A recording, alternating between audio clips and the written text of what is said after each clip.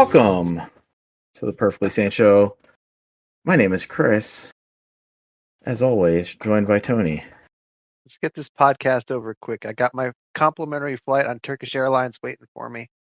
Got to get out of here. Hey, no. Oh, I would have to make fun of our mayor. Earl is here as well. Oh, man, I got distracted from the mayor stuff. So all I will say is polls go up, polls go down, polls go up, polls to go down. We got, 30-something days left? 40 days, I think, actually. Yeah, I think it's a little... I think it's like 40. Just like 40. Just 40. Jeff is here as well. Hello. After a couple of weeks being sick. So I live. You live. Good. Yeah, it's been another wild week. Somehow, I mean, Tony and I, we did the podcast ourselves last week, and Yes. So much shit is moving, and I think that this is kind of, it's similar with the mainstream media and media in general. It's like somebody tried to kill him again on his golf course, and it had already passed us. Like, we didn't even mention it last week. And I was like, I thought about it after the fact. I was like, nobody's really talking about it either. Like, yeah. Well, it was one of those things, like, they didn't actually get close enough to do anything to him. So it was like the first assassination attempt was like so dramatic, and it was right there on camera in the middle of a crowd. This one, like, you got to figure, like, any president, any candidate, whatever, has these, like, attempts, like, from crazy people that happen all the time. Yeah, likely. And like, if you go back to, like, American history, you notice that, like, we've had several presidents get killed by people who are just nuts. They were just crazy not to just shoot somebody. Yeah. Or stab somebody. It's kind of like, you look at that stuff, and this is like one clearly disturbed individual who somehow couldn't get close enough, and never, I don't know, it for some reason it didn't strike the same chord as the first one, which was so dramatic. Although I did see that Congress passed almost immediately protections into law to give him the same security that Biden has in terms of Secret Service protection. Okay. So that was the one thing. But yeah, and then it was gone. That was it. That was the only thing that happened. Yeah. I was gonna say it's funny. I think my favorite part about it was, it might have been Fox or somebody being like, everybody, like, they instantly want to create a conspiracy. Like, how did he know he was gonna go? How did he know he was gonna be golfing? And I'm like, have you seen the last 10 years? You have a better chance of finding him golfing than you do working, or talking to constituents or anything. Like, oh, it's a day that ends in Y. If I just camp out on this golf course, I may find him. Shocking. Utterly shocking. Yeah, and then Tony made a joke about Earl's mayor being indicted on federal charges. Has he stepped down yet? Nope. He has not, and he said he's not going to do anything of the sort. That he's going to continue to operate his office as he always has. Wonderful. And you'll hear from him on these charges and why they're bogus. Although I will say some of the other people involved have already killed themselves. So, They have? Yeah, one of his aides shot themselves.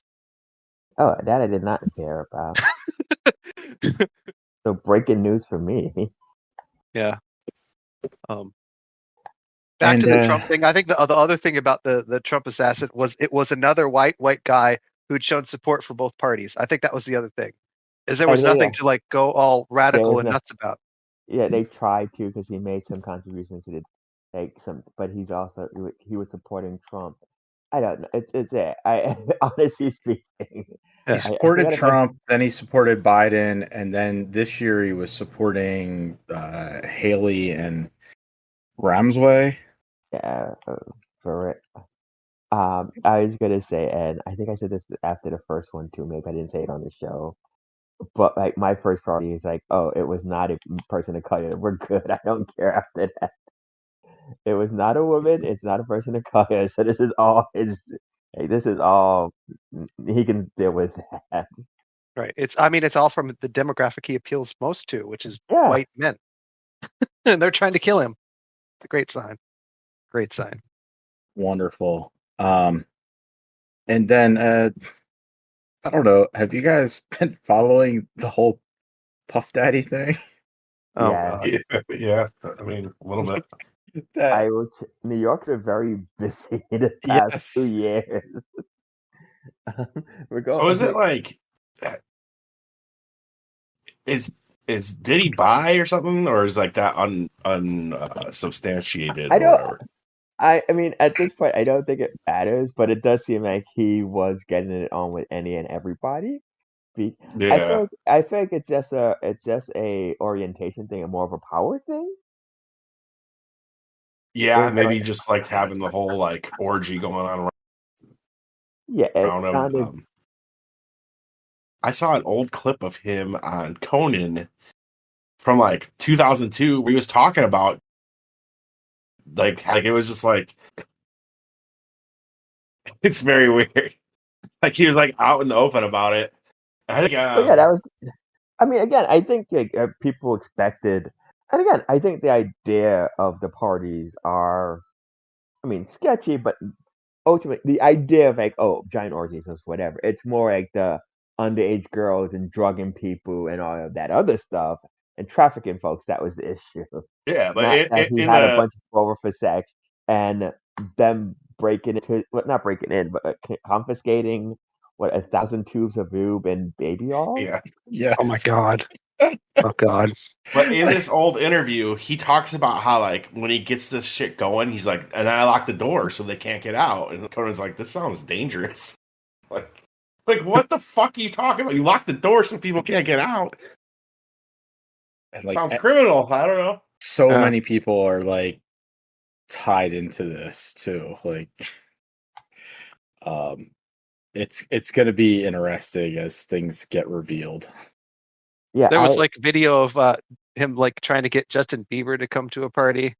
Like Justin Bieber has been at parties and like he has written songs, or he wrote a song that has lyrics like talking about how Diddy took his soul. oh I think god. that's And fake. What is that fake? I Because think so. It's so hard to figure this one out, man. No, what I saw was that he tried to get somebody did like it by him, AI.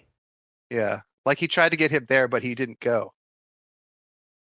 So there's a lot about how Usher was his guardian at one point, and he let Puffy have guardianship of him for like 48 hours. So there's weird shit out there. God. Like, and Usher was like, he was underage at one point, and Puffy was his guardian. Like, it's super gross. J-Lo's somehow involved. Like, which is like, did Ben get news of this? Is that why that's he theory I left? saw. Yeah.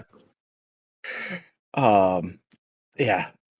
I'm just in it to watch from afar and watch all of this insanity and see like what is true and what's not true, because there are crazy ass conspiracies out there right now.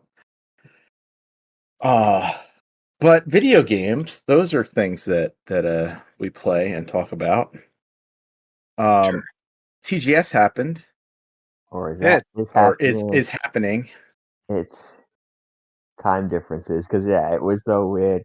Like I knew Microsoft had something today. You're like, And oh, it's when all this news came out, and Chris is like, yeah, it was at 6 a.m.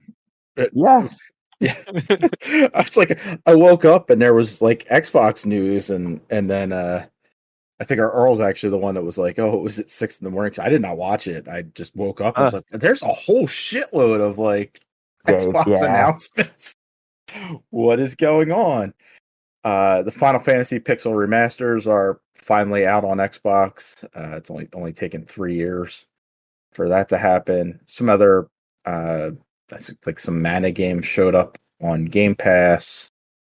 They announced StarCraft 1 and all 3 of 2 are coming to PC Game Pass, I think November. But that was really it. Like, not a whole lot in terms of news out of the Xbox thing. And then Sony had a thing on Tuesday. Pay to play, yeah. Yeah.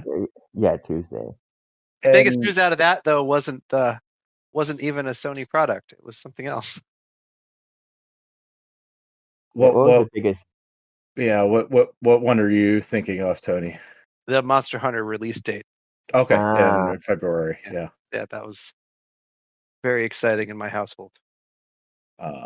Yep, that's in February, and I guess Assassin's Creed got pushed to February as well. February is very Yeah. stacked There's too for many. next year. Something's gonna drop. I see they announced pretty early for February. I could see that dropping out.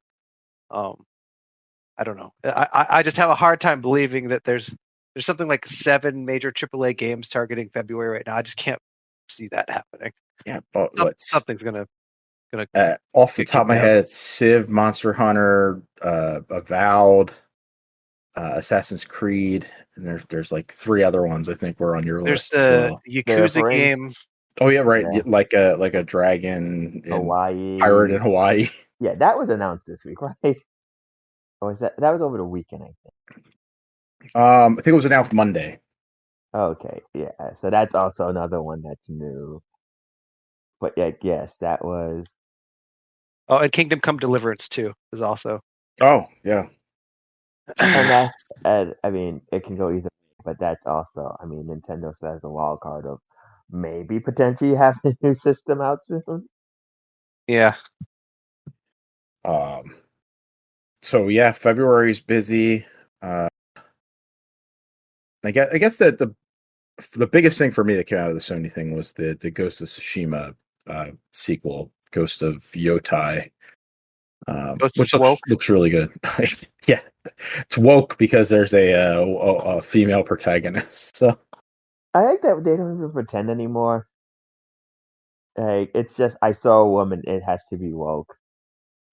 Yeah.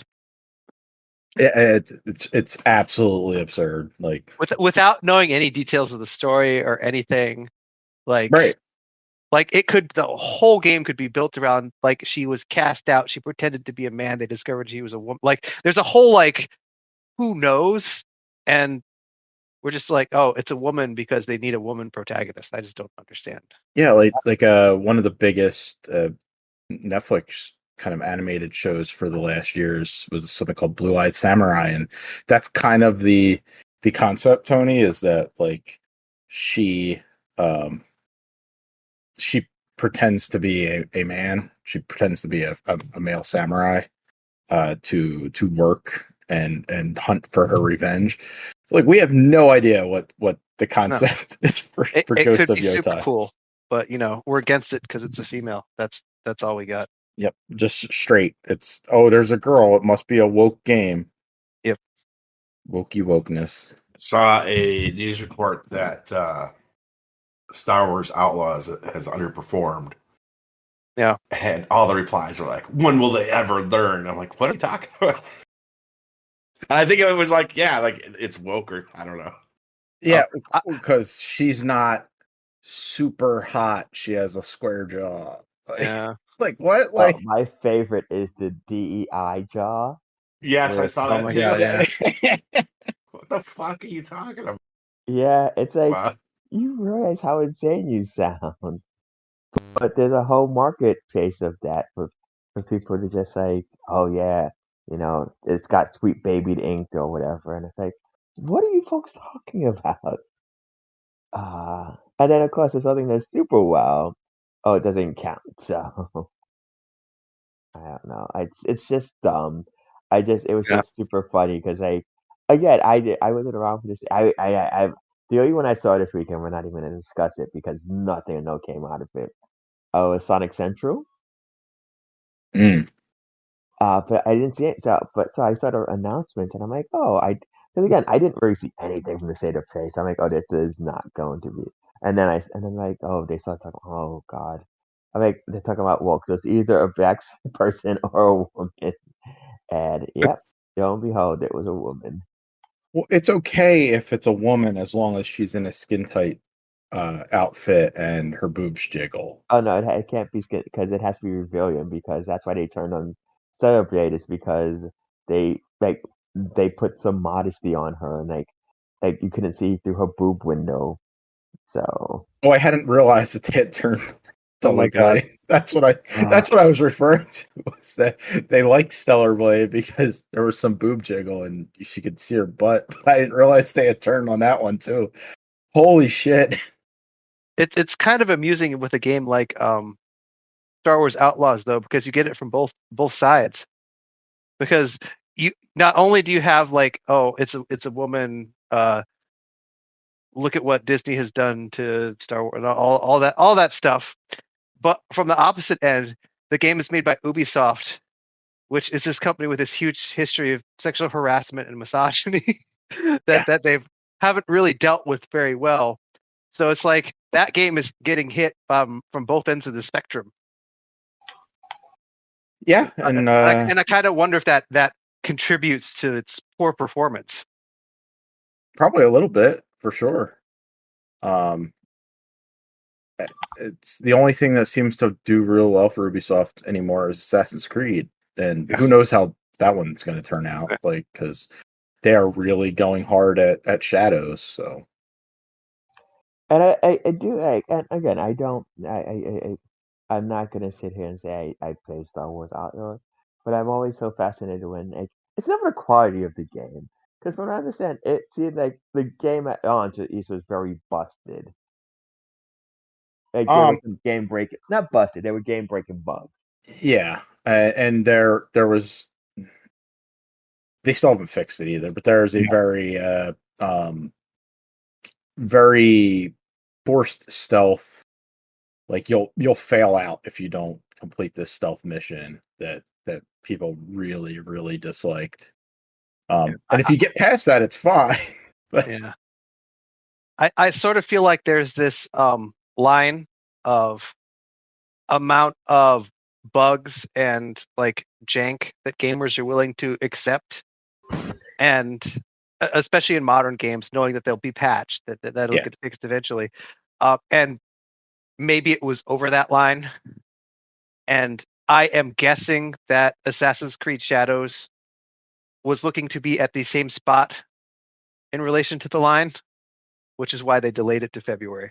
I'm thinking that's what it was. Yeah, I assume that it was.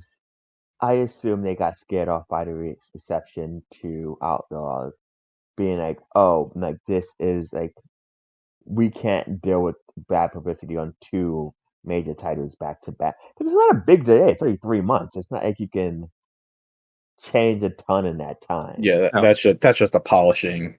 Like, we're gonna make sure that this isn't a buggy mess. Yeah. Yeah, and I don't think Outlaws was even that bad, but yeah, it definitely did not. It did not hit the way they wanted to. I'm sure they spent way more money on it than like something internal that they own. Like they had to pay Disney to make a Star Wars game. The licensing fees alone. Yeah. And I mean, making an open world game, it's not cheap. No. Yeah, so that's what's going on news wise. So not much actually. Like, it sounds like a lot, but there were some really. other things. The Horizon Zero Dawn remaster. Yes, there's a remaster of that coming out shortly. Not too far. $10 upgrade. Yeah, which is nice. I own it digitally. I really look forward to it. But apparently Sony had to raise the price on the PS4 version. Yes, so they've raised it. It was at $20. It's been $20 for a few years now. That game is 7 years old, 7 years old. Yeah. It's been in like their PlayStation greatest hits lineup for quite some time. And it had been $20. In fact, like, it was the complete edition for $20. So you got both the game and the Frozen Wilds or whatever that expansion was. And they upped it to $40. because people were getting the cheap version. They're like, oh, Yeah, because you'll just what be I able do. to get the PS5 version for $10. Wild. Just kind of You know, shitty, but like I understand. you know what's weird is I went to go download Horizon on my PS5, like the Mhm. original one, and there was a lock next to it, and I can't download it. I'm like, I don't understand. That's weird. I was like, did I buy it physical? Like, I don't. I'm pretty sure I did not. So I don't understand why I can't download it on my PS5. I don't get it. That's the only time I've ever seen that, Jeff. Is if you own it physically. Yeah, because like you need the disc and the drive to have it It's like unlocked. Unless they took it's it like, off, like I can't. so you did buy it though, right? Yeah, no, I had that game, and I just never got around to like actually playing it because it came out when Breath of the Wild came out. So I was just like, oh, Yeah, I've been playing my PS5 lately. I'm like, you know what? I'll give a Horizon and fucking.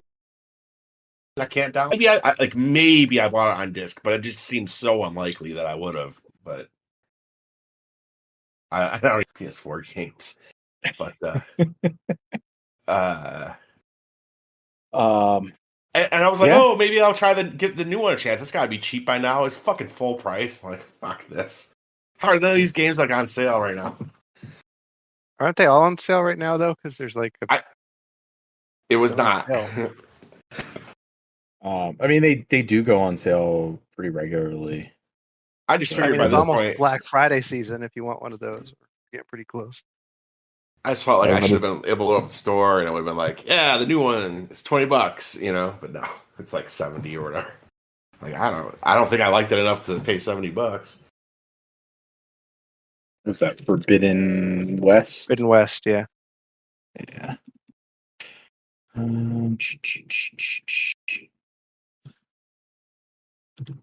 Why this game is stupid. It's currently on sale for $30. Is it really the new one? Yeah. What the fuck? I was Yeah, gonna Maybe say it I just saw went that on Sony was sale. having a big sale right now. yeah, and it is. It's on sale through the 10th of October. 40% off. Its regular price is now $50, $49.99. It's on sale for $29.99. Yeah, I would actually, Jeff, if you like have the disc for Zero Dawn, I would try and find that first because I think Tony and I both like Forbidden West, but I think we both agree it's a little bit bloated. Oh yeah, I did talk my. I remember now. I talked myself out of it. I watched some video of it. And I was like, oh yeah, this is the type of shit I don't like. I mean, I It's think there's a lot of really good content there that improves on the previous game. It's just not as contained an experience. There's lots of like extra stuff, sort of like an Ubisoft game where they just have too much open yeah, world crap. and Lots of. I think Jeff might even think Zero Dawn is too much like an Ubisoft game. Yeah, Yeah. There's gotta be So something for PS5 though that I missed that I should check out. That is I mean, if you good. well, let I us think there's a know, reason they games. keep releasing games, and they don't really have any new ones. did you try Yeah. Returnal? I did. Yeah, I didn't get far in it, but yeah, I tried it out when I had. I got like It's the only- PlayStation Plus, It's like the only one I can think of that that is like generated. newish. Yeah. and that does seem like something that would be more up my. It seemed hard. Couldn't get anywhere. But you did get somewhere in Sony's critical and seems like it's doing fairly well with the public. Darling, Astro Bot. You finished Astro Bot, Jeff. I did. Yeah, so there are PlayStation 5 games. At least there's one. There's a That was very PlayStation good. 5 game. Also, worth noting, not $70. I think it was 60. Mm-hmm. And it is the best PlayStation game I have ever played. I thoroughly loved Astro Bot. They did it. They made I'm glad to hear that.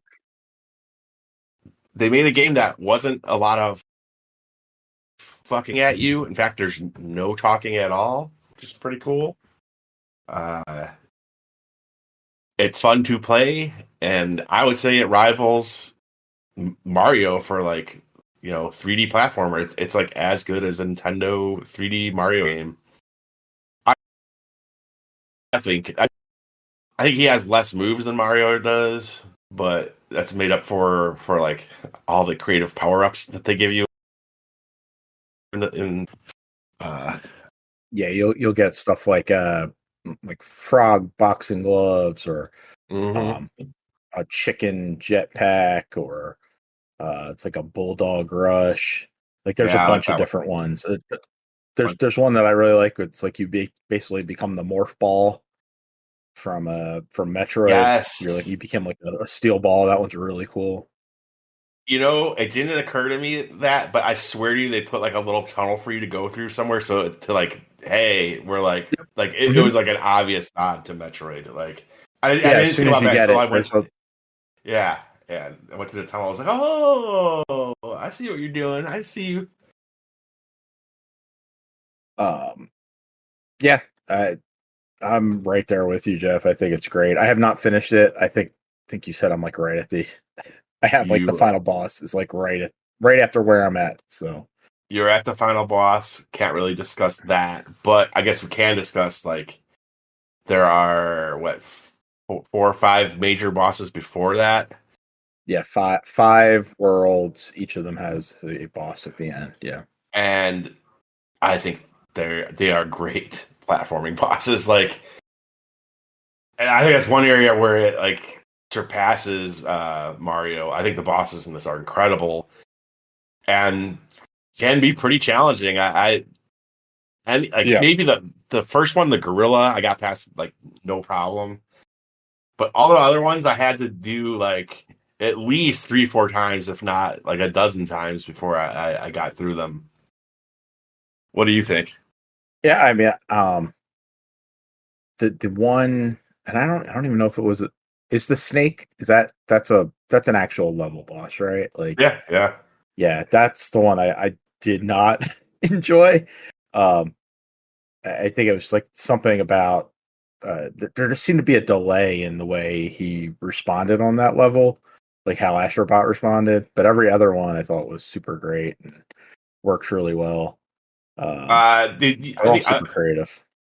the chameleon. I think he had some trouble with that one too because that's the Oh one where you have yeah, to that pause or that was the one. slow. It wasn't the snake. It was the chameleon. Yeah, you have to slow it down and Yeah, so when you're fighting this boss, the power up they give you, you could basically like slow time, like bullet time. And I think you're right, Chris. There is a little bit of a delay. Like you have to anticipate.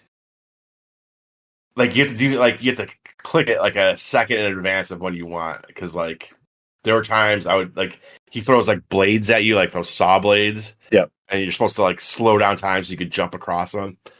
And if you wait to like right as they're about to hit you, they're just gonna hit you. Like it takes you a second to pull off the move or whatever. Like Yeah, there slow seems down to be time. like a delay between when you press the buttons and like it actually triggering on the screen, which that's like the only time I was like, this is frustrating. Once I like realized that like I had to anticipate a little bit, I think I beat it like the next time. Yeah, I don't know, man. The game is just graphically maybe the best graphics I've seen all year. Like it's just fun. Like it's super fun. Like if you like 3D platformers, it is a must play. Like yeah, and then there's plenty of we said what there's like 5 worlds, but there's so much hidden content inside of all that. Like Yeah, there's on each. I think there's 5 worlds, and I think in each of those worlds there are 2 hidden levels that you can yeah. find. So Mhm. they create a whole sixth galaxy with 10 worlds in them. But Um, even within the worlds, there's all these optional levels too, like off to the side. yeah, to find There, bots or puzzle pieces. yeah, and then there's the ones I think the PlayStation button levels that are like they're like the Super Mario Sunshine like challenge levels where it's just like I did a few of them when you first pointed them out to me, Chris. I don't know if you've kept on with them because they're fucking hard, dude. I have one left. You have one left. That's it. Yeah. Holy shit! No way I have patience. Like that's crazy. Like, but you know, if you like that, if you like a good like challenging mini level, there are lots of them, and they get pretty fucking hard. I think. Yeah, they're a lot of fun. they can be super frustrating. They're all about a minute long. Like when you actually complete it, like your run from start to finish is just a minute or under. And they're all focused around one thing. So whether it's like you're speed jumping or you have a time mechanic that you throw and you utilize that. They're all focused around one aspect that Astro Bot can do, and you just have to do it like really fucking well. And those are complete. Like you have to find those levels. You have to find the PlayStation symbol to unlock them, and then like once you do that, then you get all like 4 different levels to do, and they each have a bot at the end. So if you're trying to get all the bots, you're gonna have to run through them anyway. But yeah, they're a ton of fun. Like I think it's Square. I think I'm on I think Square is the blue one. That's where I'm at. One of those left. There's 300 bots to get in the game. I completed with almost the minimum that you need, which is 200. Mm-hmm. But yeah, there's plenty of game there, and it is like ever since I bought the PS5, I'm like, why did I buy this? And I now have my answer. It was for this game. That wasn't really like. It didn't even come on my radar until like a few weeks beforehand. I think I asked you, Chris, like, should I get this? You're like, probably. And it ended up being the reason I bought my PS5. It is that good. Well, I'm happy that you enjoyed it. Like I'm glad. I'm probably going to I may end up platinuming it because like I'm gonna go through and get all the bots and all the puzzle pieces, and then if you've done all cleaning them. I might as well go do like the little bullshit. Like so, yeah. One of the things we didn't talk about is that each of the worlds, after you beat the boss, it unlocks a PlayStation centric level, like the designed level. So the first one is like Ape Escape. There's a God of War level, an Uncharted level, and I mentioned that there's a Horizon level. I think there's what's the other Loco Roco. So that's a wild ass level where you turn into like this little blob, and you're just going tilting. Tilt controls. Yeah, I'm not a fan of tilt controls, but that one worked really well. It was fine. It was like easy. I think all of those levels are some of the best in the game. Like they're just even if you don't have like the attachment, like I don't really have. That's the thing about this game is it's doing a lot of like PlayStation fan service, and I don't really have a whole lot of love for any of like the PlayStation games, but it's still neat. Like you do there's an Uncharted level where they give you a gun, and you're just running around shooting stuff. It's awesome. The God of War one, like you have the axe where you like throw it and you can call it back. And you can freeze enemies and freeze items and stuff. It's neat. And the Horizon level, you get the bow. Yeah, I like that one. Yeah. It's they do some neat things. So there's a puzzle piece that is like hidden on an island that's really far away, and you have to shoot your bow across and hit like a target over there, and the puzzle piece will fly back to you from there. It's like there's just shit just hidden everywhere in this game. And if you like, oh, I can like go there. Like, I wonder if something's up there. There probably is. Like, it's a lot like Odyssey in that way, where it rewards you for, hey, like, well, I wonder if I can climb this tree by bouncing on these like branches and stuff. Oh, there's a whole warp zone to a different world here. Awesome. It's really, really neat. Yep. yeah, so that's Astro Bot, which is great. And then another new platformer came out, and Earl and I played that. The Plucky Squire. Yeah. I had actually forgotten. Earl, you added it to the list. I had forgotten that I had beaten that this week. You beat the game and forgot about it. That Yes. bodes well. Well, yes, I'm very curious to hear your impressions. Have you finished it, Earl? No, I'm actually playing it right now. I'm on chapter 6, so I know I'm more than like halfway done the game. But yeah, there's 10 chapters. They stopped calling them out after chapter 8, though. So, I started chapter 8 on Monday and was like, I was just playing like a chapter a night, and then I beat it Monday night. Like, because it never was like, oh, and we're starting chapter 9 or we're starting chapter 10. It just kept going, so I just kept playing. There are distinct breaks that like I should have figured, like this is the chapter break, but the way the game had been doing up until then was like chapter 1, and it reads like part of the story too. I was going to say it's very hard to tell chapter breaks in this game when it continues to interrupt you constantly for narration, for like the grand spreading of the level or the stage you're about to enter on that page. It continues to do that, and I think ultimately that's my biggest frustration with this game is it has not stopped to let you play the game. Like the segment I just played was a good maybe a good 20 minutes of this. I mean, even then that's not true. Um, but like so much of it is like go to a new page, have somebody point out the most obvious thing possible on that page for you to do, and then to do it. But in order for you to do it, the game's also going to make sure you stop and understand what you need to do. Like I just had to change a block. There's a cat in a cave, and you had to change feed it cheese for it to stop harassing people. Fine. Except the game does not give you any opportunity to explore that. It stops you. A character on that page will be like, oh, there's a cat in that cave. If you go near it, it's going to jump out and kill you. You have to find cheese for it. I'm like, so there's no mystery here. There's no. Oh, yeah, I'm like, gonna. how do I get by it? Like, how do we do this? Nope. It's like you need to get the cheese.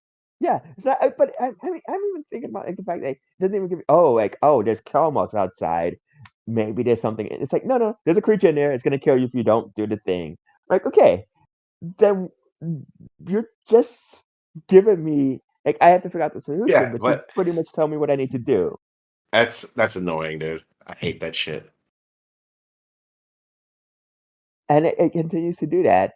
And again, it doesn't really ever stop. No, and then no, because the thing is, there are so many ideas in here that I enjoy on paper that just they don't give an opportunity to breathe. Like the idea of like, oh, it's a children's book that like the character, your character knows he's in a book now, but like so like the words mean something, and like part of the puzzle is like changing out the words and stuff like that. But what it usually means is like there's one sentence over here, there's one sentence over there. Swap that word over there, you're good to go. Like that's not a puzzle. Yeah, those ones do. There are a few that where they get a little more. I wouldn't say complicated, but it's more than just like change this word and change that word. It's like there'll be like 4 sentences and you can change words throughout. And sometimes it's like, how do I figure out how to do this?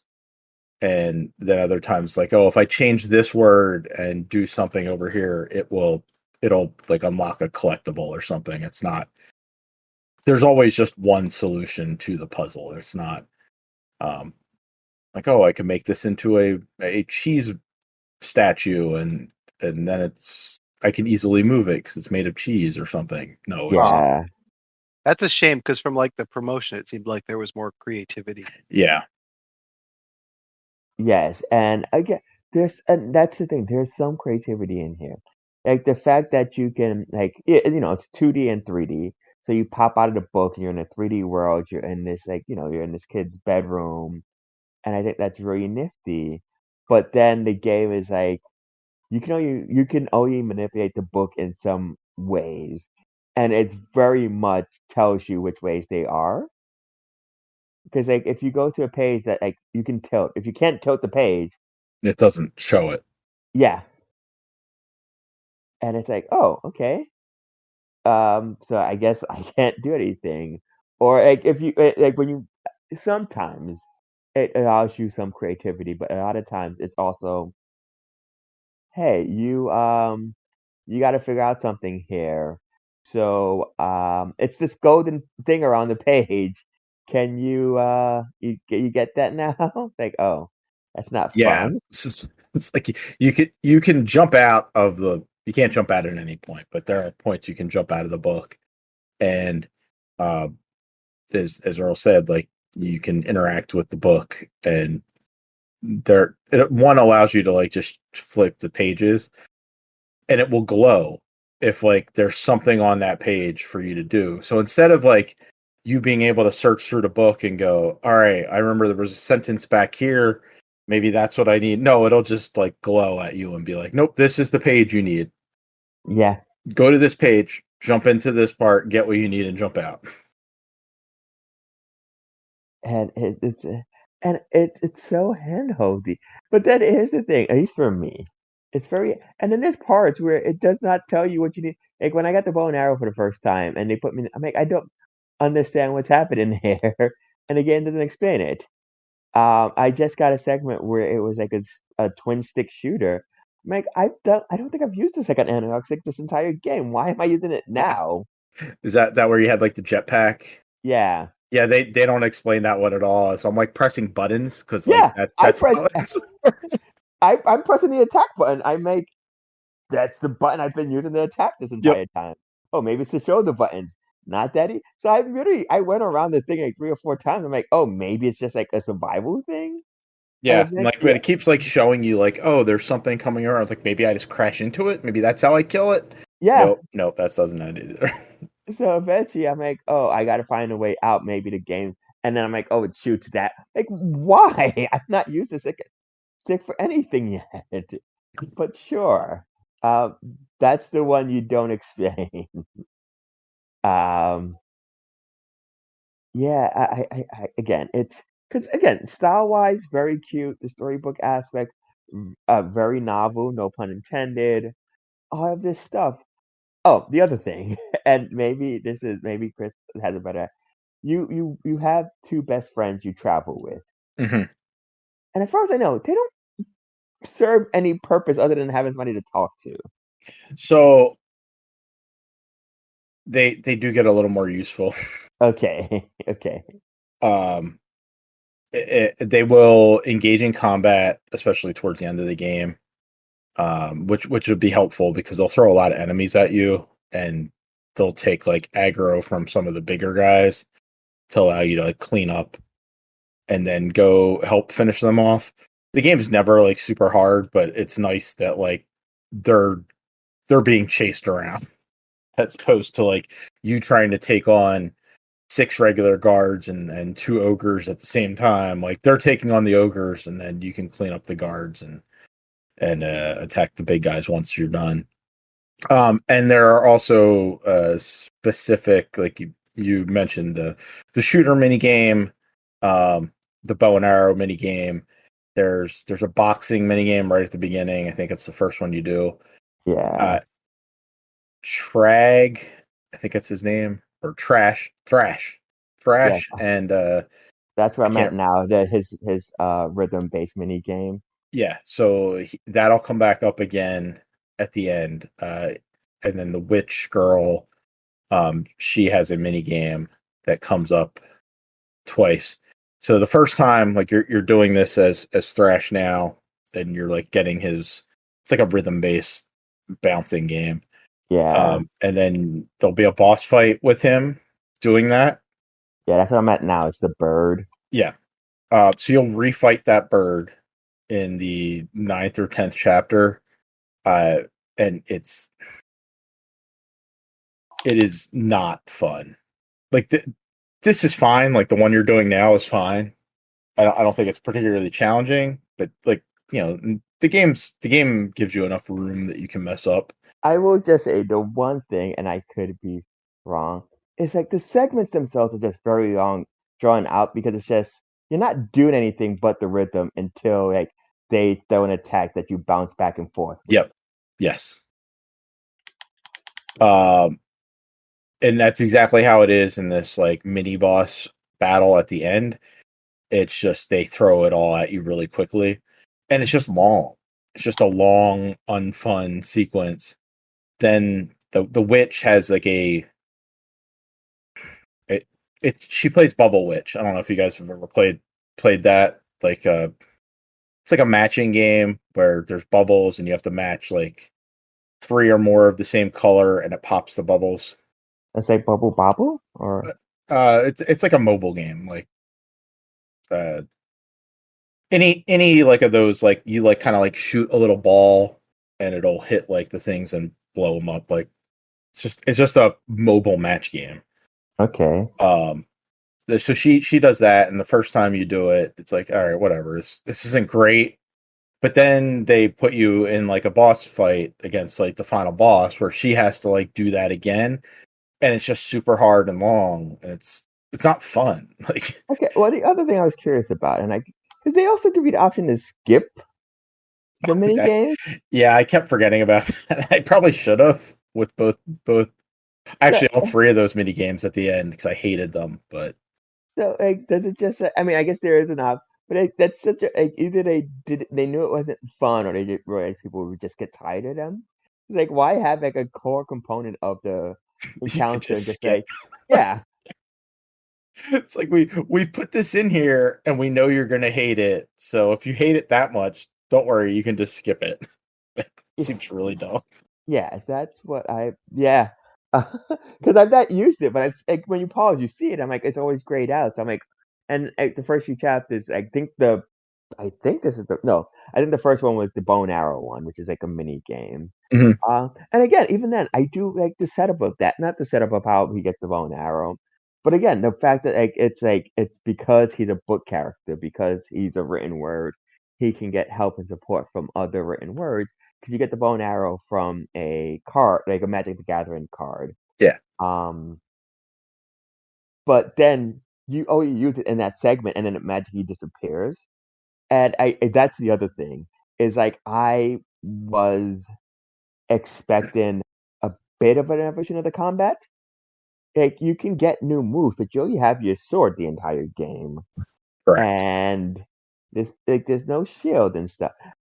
We'll get to another game in a second, which I was just really reminded of. Like you are trying to be a 2D Zelda game in the core of it, and it's like your combat is just like sword, sword, sword, and it's like I have the spin attack. I'm like, I mean, again, maybe later on, but I'm like, it never makes any sense because like when you attack with your normal sword, you do kind of dash far across the screen.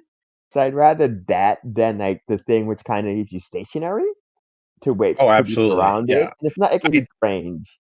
I would occasionally use that, like you'll get one where if you jump and then press the attack, he'll do like a smash attack. Yes. So I'll use that one. And there's a couple instances where you need to throw your sword. I've been using the sword boomerang has been my go-to because it hits them going in and it hits them coming back. Yeah. It does a lot of damage. There's certain enemies that they the ghost type thing where it's like so I'd rather keep my distance from them instead of like because they sneak underneath you and then pop up. Yep. But again, but again, the fact that I can just kind of hang out in a corner and like cheese that, I'm like, yes, I'm doing that, but I'm like, you are. It's not like I'm wasted. It's not like, oh man, I have this bow and arrow, I have these bombs. It's like, no, I have my sword. Like even when I got the bow and arrow, I'm like, okay, how do I use it? It's like, oh, you don't use it in the actual game. You'll use it in the mini game. Yes. You don't have a bow in the game, so it's not like when Link gets a bow, like he can shoot arrows. No, like you have this bow and it's very specific to fight the bugs in the mini game. Yeah. Yeah, it's a little bit disappointing, and True. I had already kind of scrubbed it from my memory. Yeah, I think I mentioned it. I mean, again, and we clarify this, and I will clarify this again in January. I think right now it's the leading contender for my most disappointing because I've been looking forward to this since it was announced. I think 2 years ago, or something like that. Yeah, Because again, the style, like I have the kind of like the art style, the animation.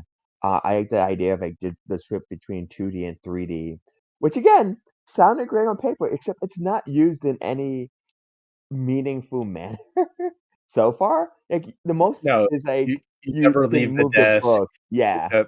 The desk like will change, like the levels, like the the the little boy that has the desk, like he will he'll build like castles and like mazes and stuff, and those will be the 3D levels you do when you jump out of it, but like you never leave the desk. It's always just on the desk. And I So mean, and I do like that there's like an achievement for actually like trying to leave the desk, like jumping off the edge. yep. Um, and I don't mind that, except they don't do anything with it. Um, No, and the enemies are all like outside of yeah, there's beetles that are and out there. I think they showed up once so far. I haven't seen them again. They, Like the they'll come up again towards the end, and you'll okay, also get, I think, goblins like show up out there, and so you'll start to see enemies from the book on the desk as well in 3D forms. But there's not like a huge enemy variety in the no, game either. So there's like goblins, there's soldiers, there's a bird thing. I think you said, the little ghost things, and that's it. Like that's all there really is. And then on the desk there are, for whatever reason, beetles. oh my god. Okay, so just a quick aside, because like I said, I'm playing the game right now. And I finished that Eagle boss battle with Thrash. And there's an intermission where you could go to the wizard, Moonbeard, and follow the talking. And I'm like, okay, weird, whatever. So they go to the next page, and I play it out. And they put the intermission in here because you have to go back to Moonbeard, and they didn't want you to flip through all the pages, so that you just go to the next page and go talk to him. I both respect that and also like this is so lazy. Yeah. Like we know you need to leave the book and flip back to go see him because they ask you to like collect something, right? Like you need to Yeah, the collect like crush 3 or room. something. Yeah. Oh, So it's like, oh, we don't want you to have to go back like 20 pages. it, like it's smart, but also it's like this is not how a children's book would actually be structured. yeah. And again, a very minor, stupid complaint, but it's also, this is just an adult mentality. It's like I don't like the fact that um the storybooks, because like like you don't always go left to right.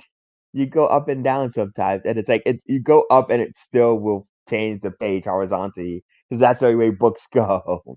I'm like, yeah, but I went up the thing. The page should not turn so that I'm coming from the other side. But again, Right. that's a very stupid complaint. There are bigger complaints to be had about this game. I don't even know if I could, because again, I think it's, and I would, if I guess if I was to say anything, I'd recommend people watching somebody play. Yeah. Um and it's longer than I thought it was going to be. Which isn't great because, as you said, like It's it's not. It's very very complex. handheldy. Yeah, it is. Uh, I will say there's a couple interesting parts in like chapter 8 or 9. I guess that's where it is. Like you'll notice there's a shift in what happens in the game, and there's a couple different sequences that I think are neat. Um, but it doesn't make up for like all the other kind of dullness. All right. Well, that's the Plucky Squire Tony, play anything this week? Yeah, I played a couple things. First off, I finished Age of Mythology Retold. Mm-hmm. I guess final word on that game. I really like the mythology in the Age of Empires model. I think more than I like it in just like plain old Age of Empires. Yeah. I think at the end of the day, it just ends up looking really cool with like all the god powers like raining lightning from above, while like minotaurs throw guys into the air. Like the actual spectacle just looks super cool. I really enjoyed the campaign. It was nice at the end. Suitably epic. It like really like brought it along slowly to a very epic final battle, which was cool. Mhm. So I would highly recommend it if you have Game Pass. It's $0. So give that a shot. That is the right price. So. That is the right price. Then I immediately moved on to the next of the several several strategy games that they released this month. Ara History Retold, History Untold, which is a 4X game, kind of in the same vein as Civ. Like Civ, yeah. It's very very Civ-like, although one of the more, I won't say disturbing, that's not the right word, but more confusing, life-altering, makes you think of things a different way. The map isn't made up of hexes. It's made up of these areas that are all of different sizes. Basically, you found your city, weird. and your first city will be in an area that consists of like 5 little territories. As the city grows, you can expand it into the next area, and you can choose which area of the adjacent areas to expand into. They're all different shapes and sizes. It's very strange. Some of them are like rounded off and only consist of 2 spaces. Some of them are really big and consist of 5. It's very, very odd. But as you expand, like you can find like your resources, and it's just a very, very Civ-ish experience. One of the more interesting things about the game is like in these pieces of territories, you build things. So you could build like a farm, or like a workshop, or like a crafting area, and then you can determine like if it's like a workshop, what it builds, and then it will give you resources to use in the cities throughout your empire, or like trade with other civilizations, which I think is kind of cool. And they all have different like bonuses. So maybe in this one you're making preserved food, and this one over here is making what do they call them, like tablets of governance, and each one you can like add to a city as its like resource that causes bonuses for the city. Sort of like you would in Civ. You'd have access to like whatever you happen to find, like pearls or whatever that the city was connected to, that you could use as a resource that would boost the city. Now you can choose what they are. You like building them for yourself. Kind of a neat little twist. Yeah, that's neat.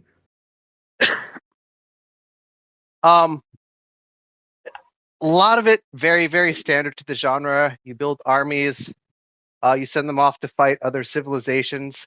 One of the interesting things, periodically the game will give you like power rankings of all the civilizations. Okay. And then the game itself is divided into acts. Like you start off in Act 1.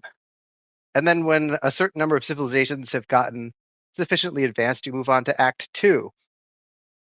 And that's when the power rankings really come into effect. So like my civilization is first tier. Like I was the only civilization that was in first tier, and that's great, awesome, whatever. There's like, that's like epic civilization that everyone will recognize forever. And then there's the ones that are pretty good. And then there's the ones at the in the bottom tier, which are like ranked forgotten. If you move on to the next act, all the civilizations in the bottom tier are removed from the game. They just like disappear off the map. Poof, gone. They've just been eliminated. Yes. So don't be sticking around in that bottom tier as the act moves on, or else you're gone. You're out of there. It's a very, but it is a very Civ X-esque experience. Mhm. But that map, like, it feels kind of messy and dirty to not feel like not have everything routed off into hexes or squares or whatever these games normally have. Very, very odd feeling to have all these like misshapen areas. And I kind of wonder, like, at the beginning of every game, you generate a new map, and there's got to be some where those kind of areas don't work. I kind of wonder how that functions. But I've enjoyed it so far. Like, I'm definitely going to play a lot more of it as I figure out like things like how the game economy works and that kind of stuff. I have to start my initial game over. I built my army too large, and apparently, when you build armies, they consume food, and then all my citizens began starving to death. I mean, that makes sense. Like, Yes, yeah. you need to feed your army. It does make sense. The war against France was just too important, and I needed troops more than I needed, I guess, people at home. Oh well, feel bad for them. 5 people at home. And that's out on PC Game Pass. Yes. Yeah, it's PC Game Pass. When I'm done with that, there's also Frostpunk 2 is out, which has gotten some really good reviews. So we'll give that a shot too. All right. Lots of strategy games. It has been a decent month for strategy releases. The last month or month and a half or so. There's been a bunch, and then I need to get these all out of the way because once Civ comes out, I'm going to forget about them all. Yeah. So good. You finished Age of Mythology. Yes. I don't think I finished Age of Empires 4, so I feel good about myself. Give myself a pat on the back there. Sounds like Age of Mythology having a shorter campaign helped it too. It ended up taking me about 20 hours to get through the whole thing. That's bad. 20 hours to get through 32 missions. Yeah. So that's not bad at all. That's a decent time frame. All right. Well, I guess that brings us, Jeff and Earl, to Zelda: Echoes of Wisdom. Yeah. Oh yeah, there was a game that came out this week. I've not played it yet. I'm waiting for I generally get Switch stuff physically, and I have credit at a local store, but they are a small store, so they don't get stuff like day one often. So they did not get a copy in yet. So I'm waiting for them to get it in. But I believe both of you have played it. I have. Yeah. So tell us about the new Zelda game. The first Zelda game. True. Jeff? It's the same but different. Okay. I don't know. It's hard to like. At first, I think we should say like how far we are into it. So like, where are you at in it, Earl?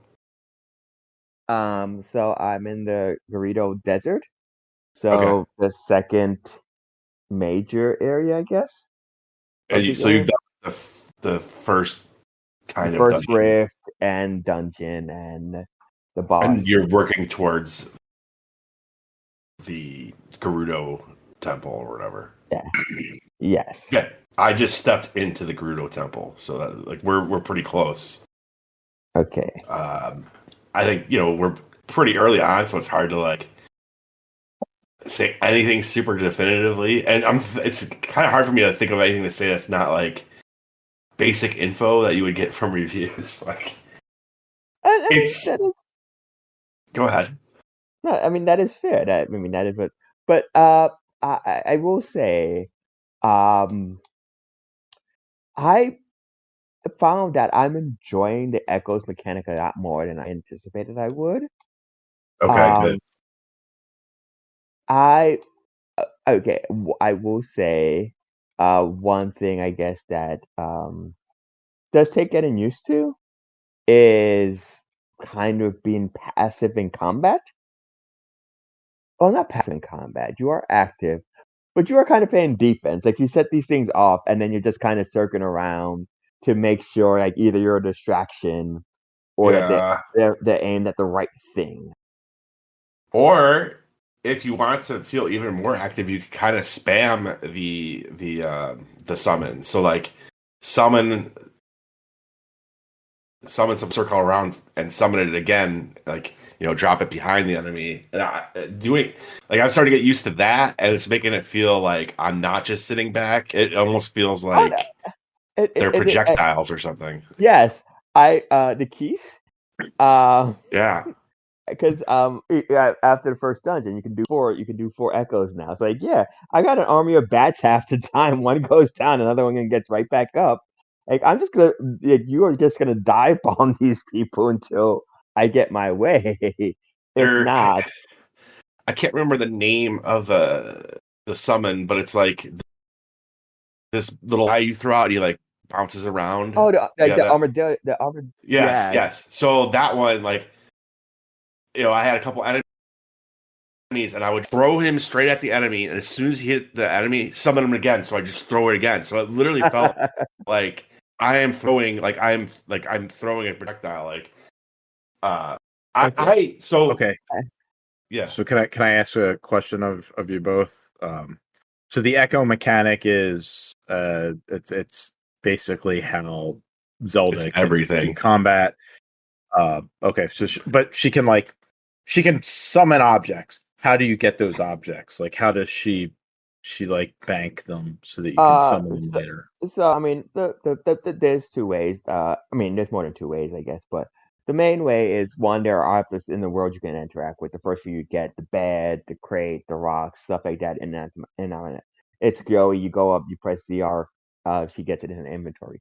But It'll boss say fights, you have like to. if it's a summon that you could learn when you're like standing next to it, and so you could just learn whatever.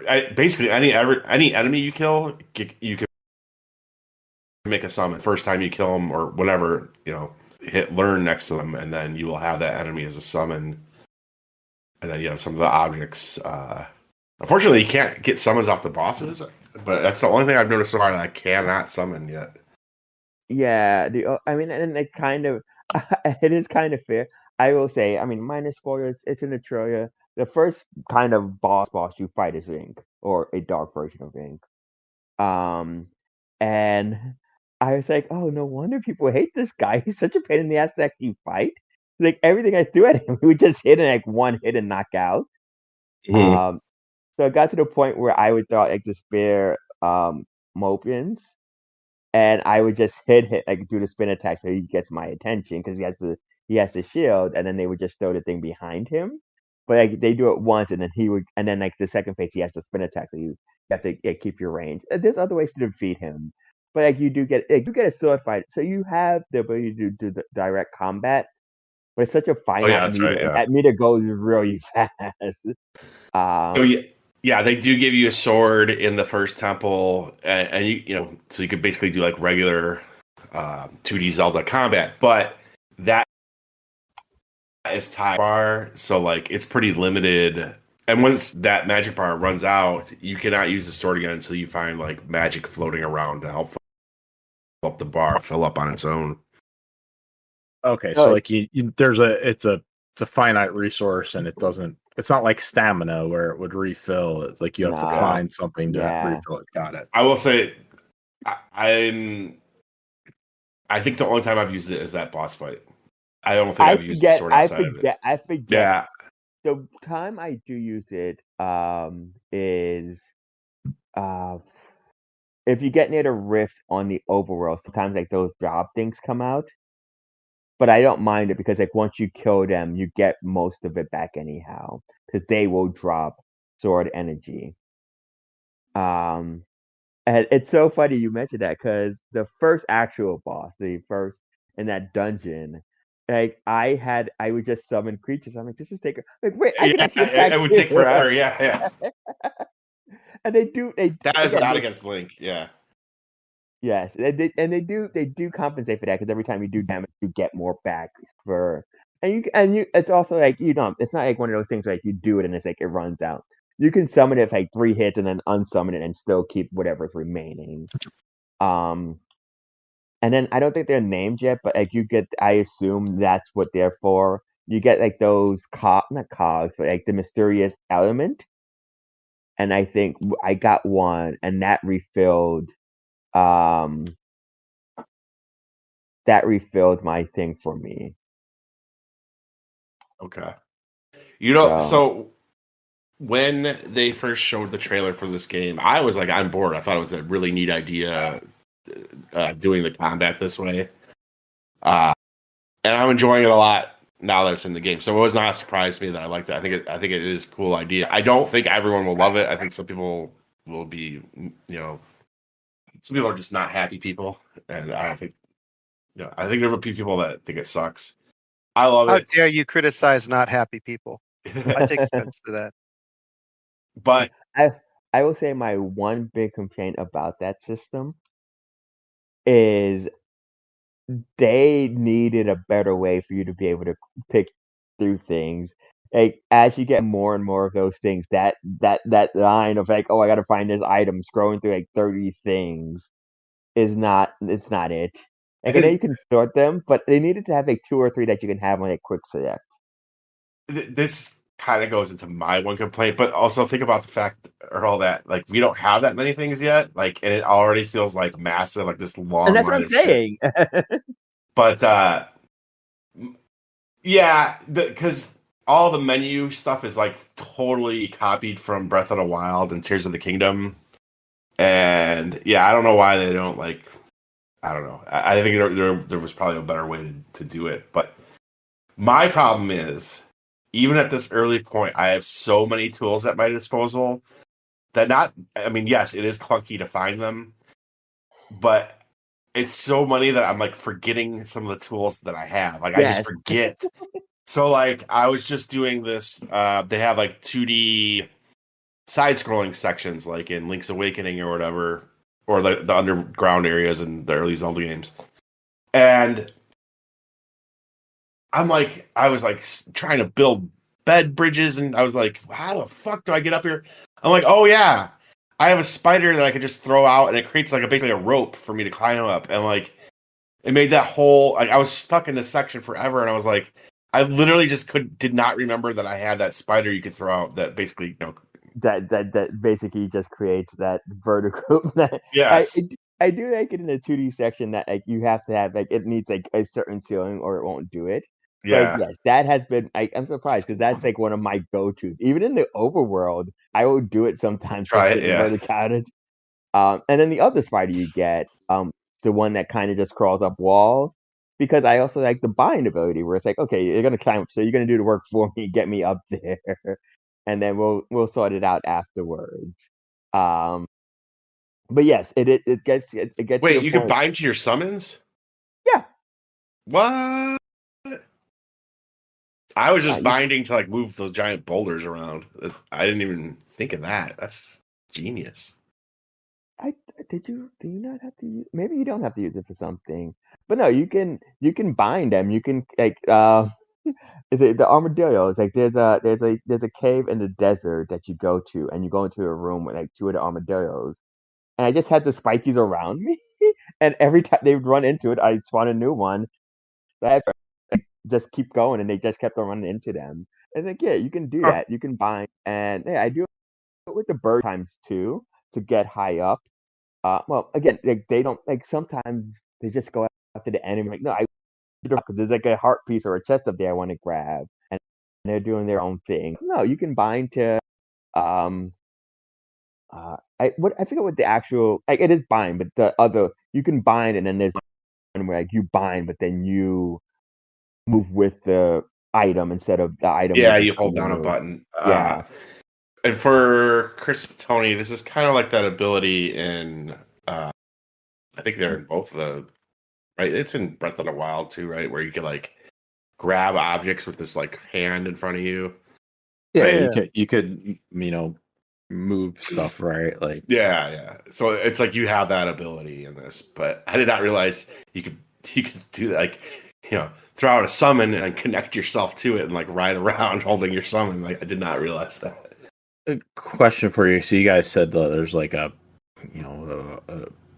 clunky way of selecting your summonable items. Does it pause when you're in that menu? Yes. Yeah. Yes. Okay, so it's not like you're not like It's trying to literally look the like same. It's the same as Breath of the Wild or whatever, where it's like you press down the right directional, and it brings up just a long line of things for you to scroll through, and you just use your right stick to like No, land on whatever item you want to use, and then it selects Yeah. it. But it's like it's already like me and Aurora are like 2 hours into the game or whatever, and we have like 30 fucking things that I'm scrolling through already. It's like what the fuck, and like it's just gonna get like massive because like. Yeah, and they there's some like the most recent ones you catch are at the end, so you can just go there. You can sort by most used, but it's still a massive list. And to be fair, there are some that I'm probably never gonna touch. Like I've not, I will. I'm not used to crates much. I've mostly been a bed and a what a trampoline guy. So make a bed, make a trampoline, use those for the verticality. For creatures, I have the pea hut. I think that's what it's called.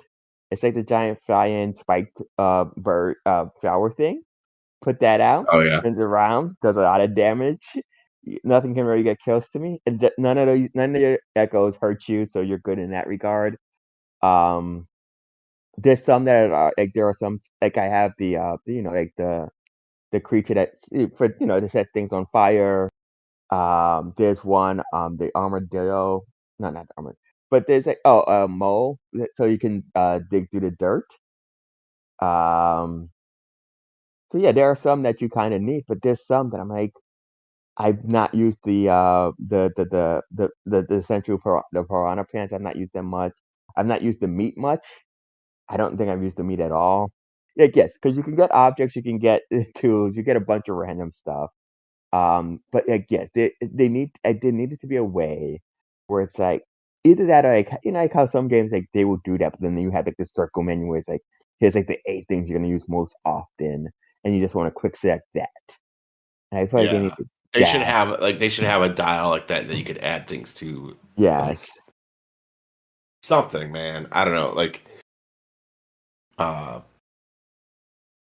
but anyways, the game though, I'm not going to be telling you anything new if you've watched the reviews, but like it is classic, awesome, like 3D Zelda with like classic 2D Zelda with the classic dungeons, but the problem solving and the puzzles and everything is very much from the new 3D games, where it's like it's just like what can you imagine? If you could imagine a solution, then you could do it. Is it the solution? No, because there is no the solution for a lot of it. Like there's so like if you don't like that type of puzzle solving from the new games, like I don't know what to tell you. Bad news for you. I was gonna say the positive I think is in this case there are not there's no like right, but I do think sometimes like there are certain times where the game will be like we're gonna introduce this enemy or we're gonna have this like I just went through one of the caves where like you get like a wind machine. And I'm like, okay, so I'm gonna go into a room and I need to blow out these the sand pals. Got a win. Actually, I didn't have the wind machine. I had an enemy called Tornado, and just sent him out and he would do it. But there were wind machines. I'm like, okay, so you're gonna need to blow air in this room somehow. And a lot of them are redundant. Like I have the wind machine, but I also have the tornado. I have crows, but I also have like I don't think I have a wind machine. I have the tornado.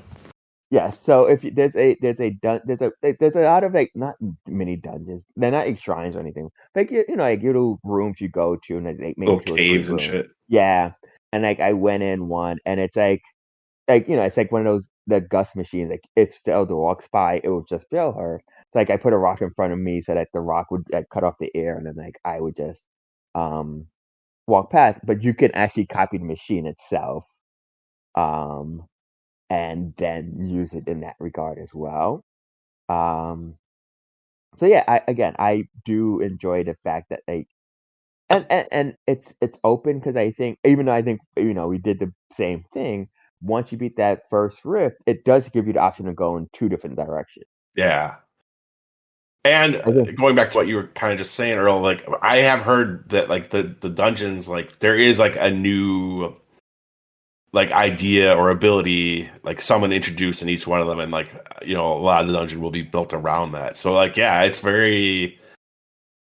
I've always said this, like ever since Breath of the Wild came out, like there's a way to do it where you can combine the two things.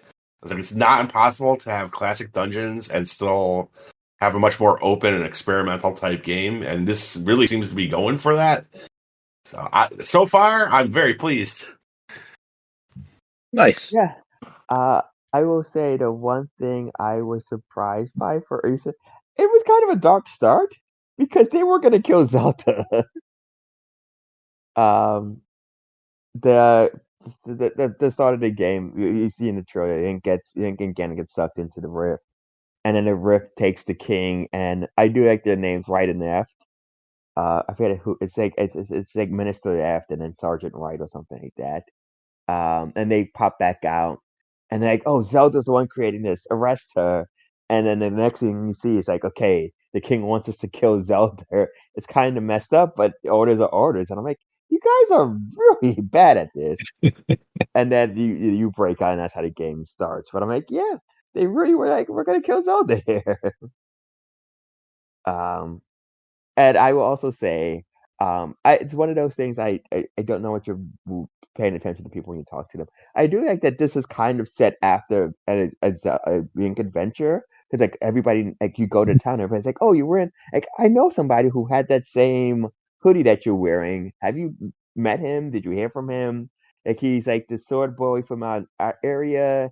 He's been helpful, Yeah, yeah. and I do like that the world feels like it's been lived in. Like people know stuff has been going on. It's like it's like you continued on from a Link to the Past or in between worlds. Like people know he's gone on this adventure and this is now the aftermath of it.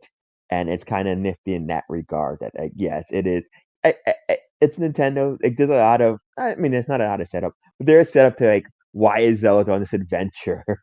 And because like she gets rescued, she escapes, she gets kidnapped, she goes back, and she's gonna do her thing, and then she's the only one who can see Try until after the first rift, and then other people start being able to see them. Also, Try's very adorable. What really cute a companion so far. Hopefully, does not turn. They don't not turn to be evil or anything. So, It oh, is funny though, like everyone knows who Link is, but it's like I feel like they should know who she is. Like you go to well, the I think Gerudo she's chief in. and he's like, "Who the fuck are you? Like what? I'm a I fucking think. princess, bitch." I mean, I think because she's in disguise, technically speaking. That's the whole point of her wearing the cloak. Yeah, I guess. Yeah. So she's not like out there going, "I'm Zelda, bitch." Like, Well, Yes, you don't know what she's saying. you ah, She's have an idea of what she's saying. yeah, Uh, because yes, I mean she does it to Impa. She does it to somebody where she actually does take off the cloak and make, oh, it's you. Why are you out okay. here? Yeah. Um, but no, it's and this is more for Walt because I think Walt and I figured it is based off of the Link's Awakening remake engine. Um, so I've noticed like there's been times where it slows down a little bit, but it's just one of those things that I know people have said. I've not played Link's Awakening remake, but I'm like, oh, okay. But it's like 5 seconds and it moves on, and it's not even it does not bother me, but I know it does bother people, and I think Walt had mentioned it. So just for you, Yeah, Walt, that is it does at times. it's still there. I don't think I never thought it was as that bad in Link's Awakening. Like it's noticeable. So if I'm noticing something, then you know I guess probably bad. yeah. But like it's never like it never hiccups enough to where like it affected the gameplay or like the heat of the battle for me. Oh no, it has an effect, but I'm like, oh, because when I was playing before, I'm like, I didn't know, and then when I was playing this even, I'm like, oh, okay, I notice it, and it's weird because it like happens.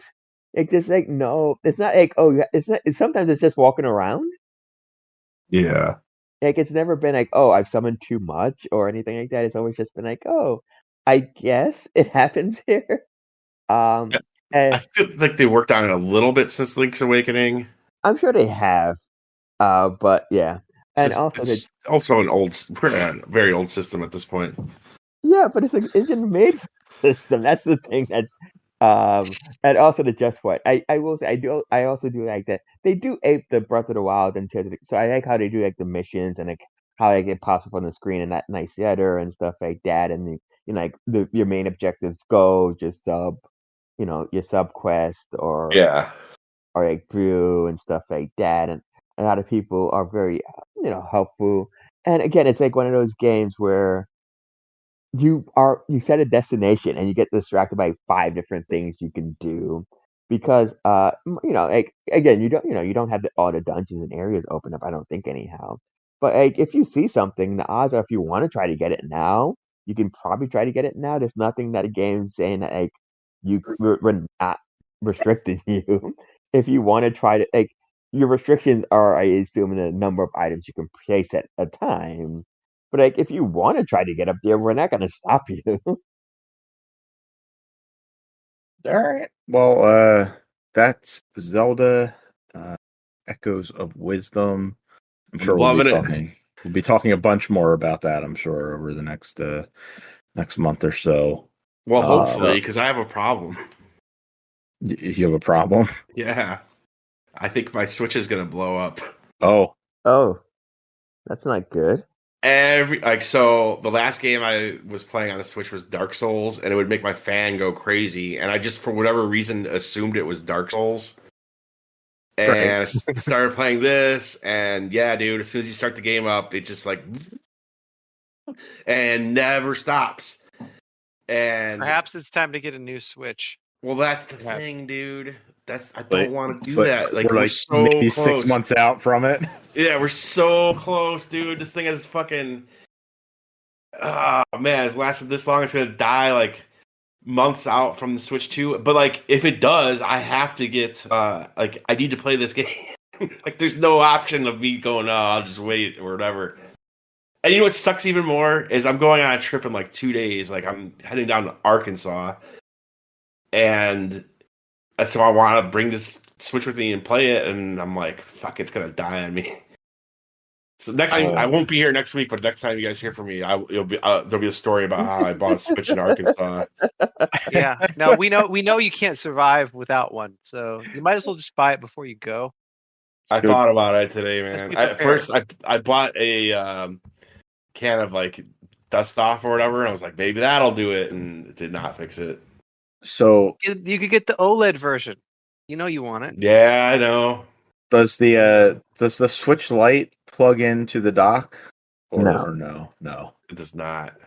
Mm. I thought about that too because I was like, but that one option I could do is just get a Switch Lite and play handheld until the new system. But I really like mostly use my Switch docked, so it's like I don't know. Yeah, we know you don't want to do that. You want the OLED version.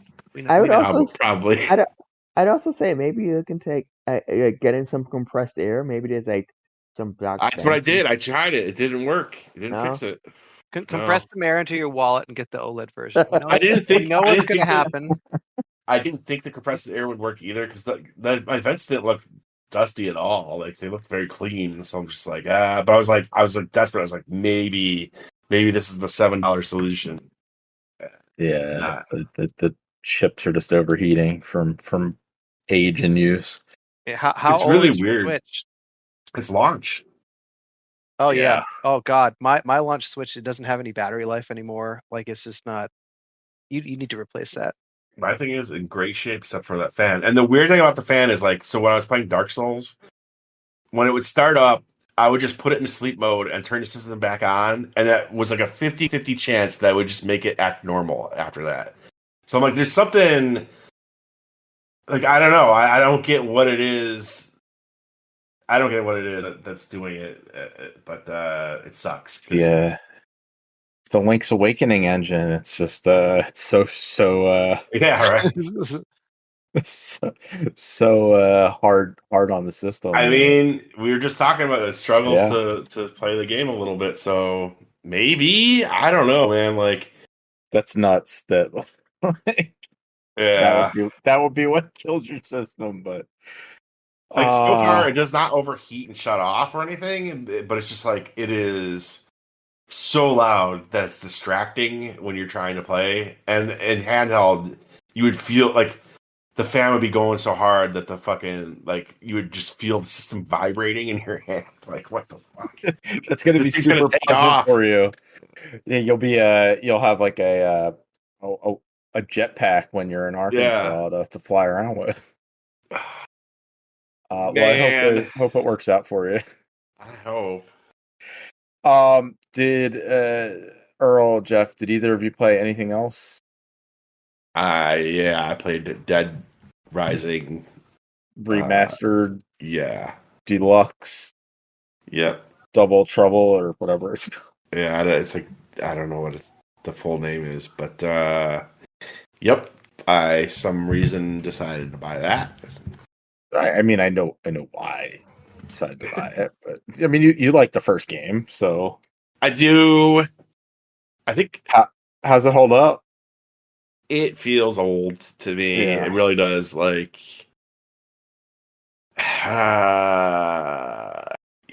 when that game came out, it was. I have like a lot of nostalgia for it because like it was the reason I bought a 360, and it was the first game I had on 360. And at the time, it was like mind blowing because of like how much shit there. Like, how many zombies? Enemies, yeah. Yeah, and the amount of like interactive objects in the environment, like things you could pick up, costumes you could put on, all that. None of that stuff today is just like okay, whatever. Like, you know what I mean? It's not every game since then has also like made everything interactable, and you can pick up everything, and there's tons of costumes, and yeah.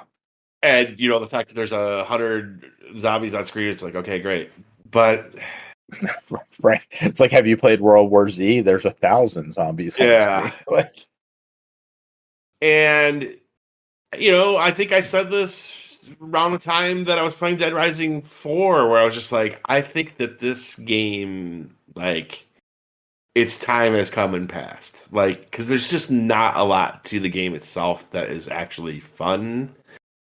Or, like, the combat and shit. Like, fighting the boss in these games, like, suck. Like, it's not... Yeah, so I don't love the first game. The two things I remember from Dead Rising 1 are it's like escort mission the game. Yeah. Because like one of your main goals is like escorting the survivors to like a safe house or safe room, and bullet sponge bosses. Yeah, that don't feel good to fight. Like it just doesn't feel good. And I think that still holds true today. Like I've fought one already, and I was like, oh, that sucked. I think what I've always loved most about the game though is still appealing today, and I think why the first one remains my favorite is because of the setting. Like just hanging out in Willamette Mall is pretty cool. I think like it just there's a certain atmosphere to that. And the other thing is like the zany characters of it all. I think that still is like, it's just like you're running into all sorts of crazy fucking people the whole time. And the game has like a sense of humor, like, it's tongue in cheek. And I think all that is still like, I don't know. And obviously like this remake, like, or remaster or whatever you want to call it, like it does look a lot better. Like, it's running on the Resident Evil engine. it looks good, and so like it is neat to be playing through this game again. And it feeling like little coat of polish on it. Like they fix some other stuff with the controls and stuff, but like the thing is like I beat Astro Bot, and I had one day until Zelda came out, and I bought it. And I kind of instantly regretted it, but I think I will end up playing through it. And the other thing I still do enjoy about the game, which I think maybe some people don't like, is the kind of escort aspect of it, and like the kind of juggling of priorities and trying to get things done within a time limit and all that. Like those are always things I've liked about games. Like I know some people hate that shit, but ever since like Majora's Mask, I've always loved that shit. What was that, Earl? No, he said he does like Pikmin, and that. I mean, the first one was infamous for that as well. Yes, I love that about the first Pikmin. Yep. Yeah, I'm not a fan of the time limit. I just think it's because you have to like think and plot out like what you're doing. Like, what am I going to accomplish in this time frame? Now it does kind of take away from the do everything. Yeah, it does kind of take away from like getting to just like hang out in the mall a little bit, but I don't know. You still get to like mess around and check out the stores and stuff. I think when you beat the game, like you do get like a not unlimited 3D mode. Yeah, I want to say I'm almost sure of it. Yeah, I think that's how you can go through. Because there is like an achievement for, or there was at least for, I think, saving all of the survivors. So I think you can do that in the unlimited time mode. Will I want to do that after having played through this? Probably not. Yeah, probably not. I mean, I just beat Astro Bot, and I'm like, absolutely love that game. But I'm still like, am I going back to get the other bots? Probably not. In fact, the only game, now that Earl mentioned it, the only game like in recent memory where I like really went 100% of it was Pikmin 4. Like I like that game. You really were into that one. Well, also because like rolling the credits is like very deceptive. Like that is not the end of that game. There's way more going on. But yeah. All right. Dead Rising, it's wait for a discount. Okay. Earl, did you play anything else this week? I finished up. Well, the credits rolled on Shock. I think there's more to the game. Just a real quick refresher. It's that weird creature collecting. I don't want to say creature collecting because then it makes it sound like Pokemon. But like, yeah, you have a flock of random animals. I still don't know the purpose of. They don't do anything. It's just like I guess it's just cute to have an army of animals behind you. Sure. It was weird. The ending was you find a creature who steals like one of the scientists' bag. You chase it down. You get the bag back, and you go you give it to her, and it's credits. But you do that, and then like a whole other part of the game opens up. So I don't know what's going on. I'll figure out next week, I guess. But again, it still remains adorable. It still remains cute. That's very relaxing. I do think they can have a better sense of direction because sometimes you are just flying around randomly trying to wait trigger. But yeah, it's a cute game. And yeah. Real quick from me, played a little more Funko Fusion. The more I play that, the more that went from like, this is fine. It's like a Lego game to this is a bad game. Oh no! Why? It's very it's very, very repetitive. So each of the different universes only has one thing that like differentiates it from the other worlds. So the Hot Fuzz world like has a like CSI type like blacklight police scanner, and you use that to solve crime scenes that are very specifically set up as like, oh, there's police tape, so you need that item. In the Scott Pilgrim world, there are very specific spots where you're going to need the amp that you get for that game for that level. because there's puzzles that revolve around that, and that can only be done utilizing that item that you get in that world.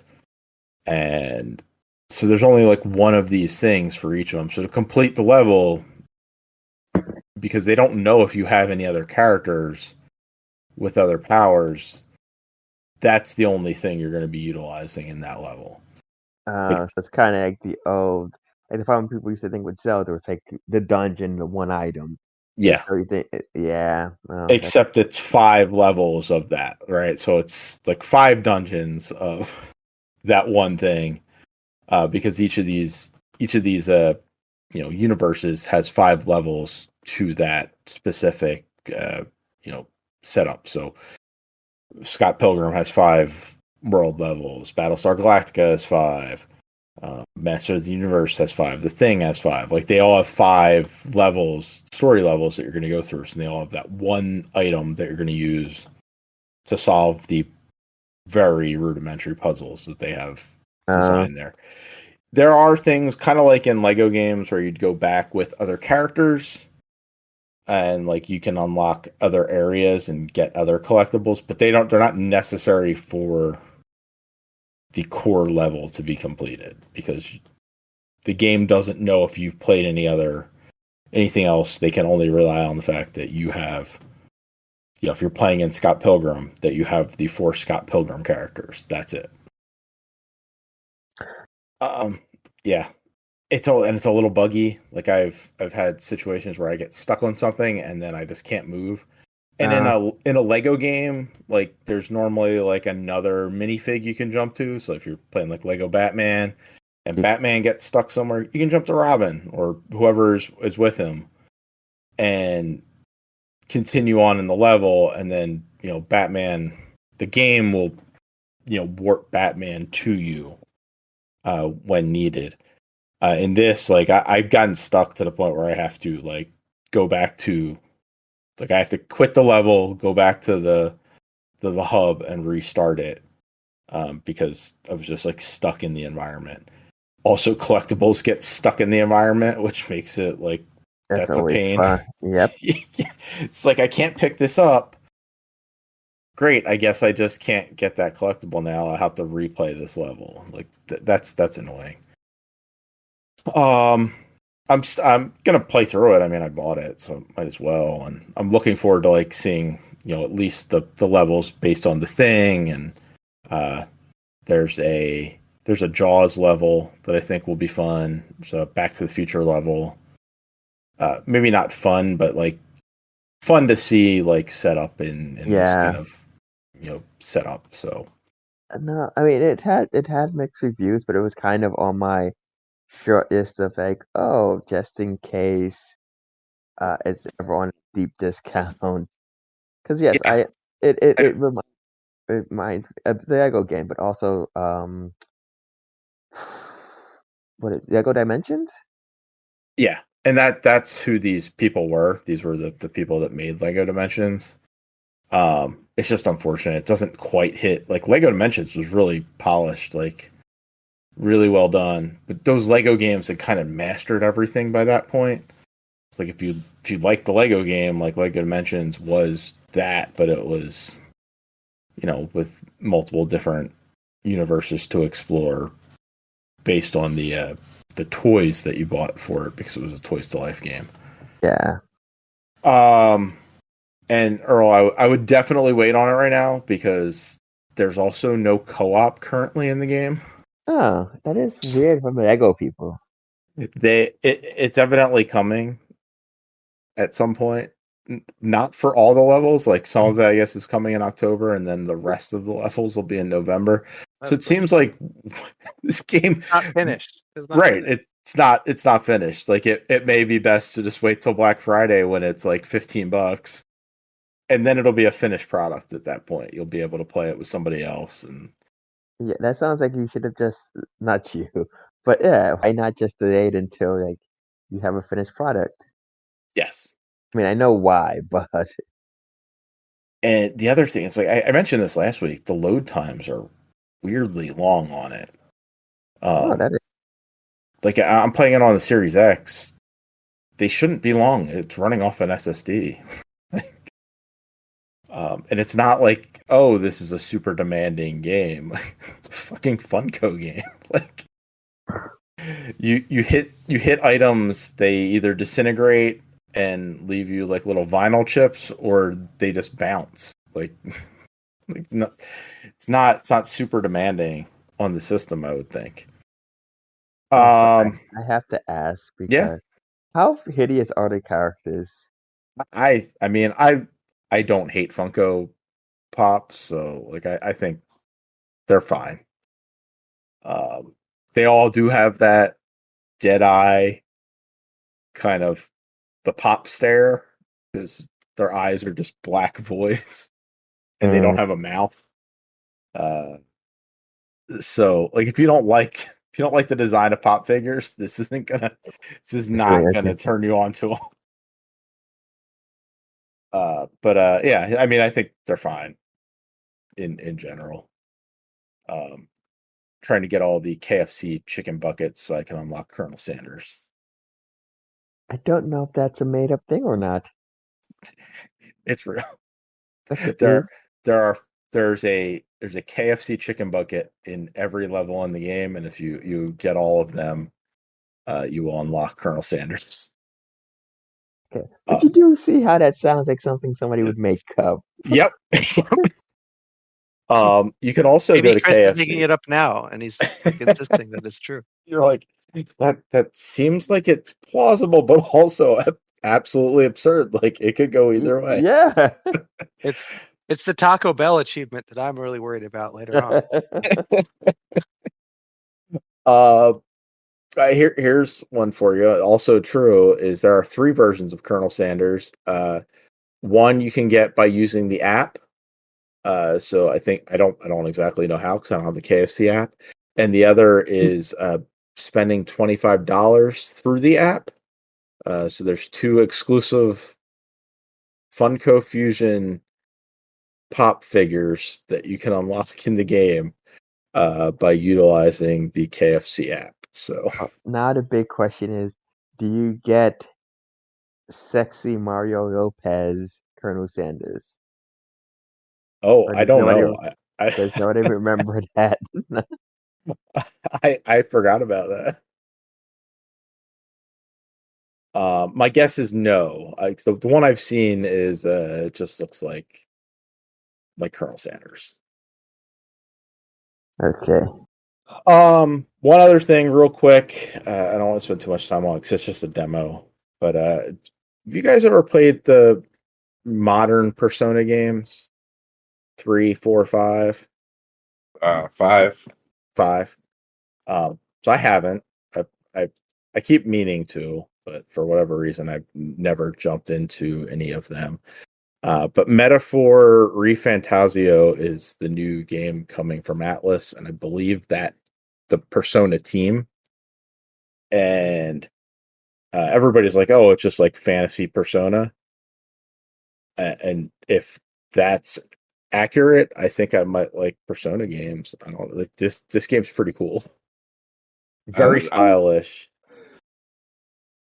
I'd be surprised. I'd be surprised if you liked Persona enough to stick with it. It's fucking forever. Yeah. That's my fear here, is that because Persona, my understanding of Persona games are they are like minimum 60 to 100 hours. Yeah. Which is it's a lot. That's a commitment.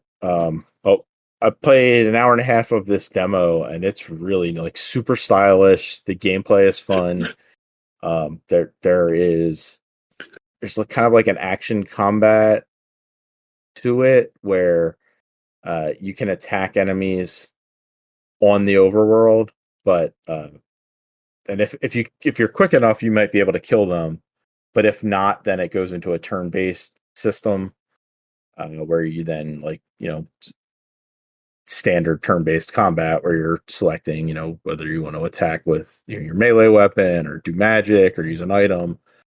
So that seemed pretty neat. All the menus are super cool looking. That I know from Persona. Yes, the menus are very the same thing. I'd never not pronounce the game, but the Fire Emblem Persona cross Shin Megami Tensei crossover they did on the Wii Mhm. U, yeah, very stylized. And like I've seen them, like I've seen like you are all like that they look neat. So I've seen them like previously, but I don't think I've ever seen them in motion, Mm. and it's very kinetic. Like Mm-hmm. they're always in motion. Like the menus are always kind of like they seem lively. Like everything seems very lively in it. Um, and I'm kind of interested in the story they have here. It's a fantasy story.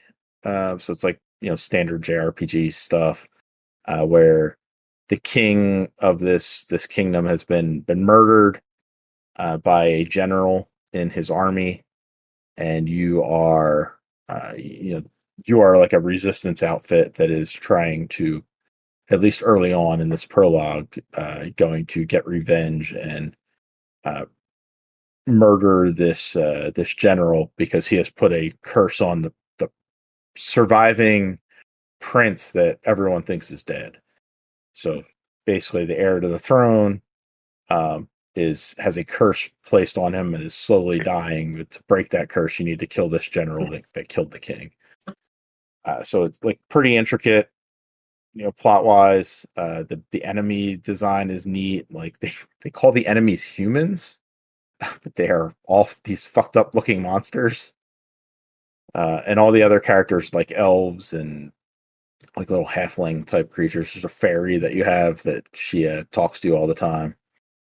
And I guess this is part of the persona thing too, is that in like your off time, you like have like relationships or stuff like where maybe not romance necessarily, but you are building like relationships with your party members and other NPCs, and by doing so, you are gaining bonuses and um, unlocking different classes and stuff. And you can, by doing stuff with them in your off time, you can deepen your friendship and get new. It's kind of like a Dungeons of Hinterberg, where like, oh, I'm going to spend some time with this person, and by doing so, it's going to boost them up to level 2, which is also going to boost me up over here. I don't know. It's really, really cool looking game. Very, very well voiced. The writing seems decent. The world is neat. I don't know. The demo is up on Xbox and PlayStation and Steam. I don't know if it's on Switch or not. It's not on Switch.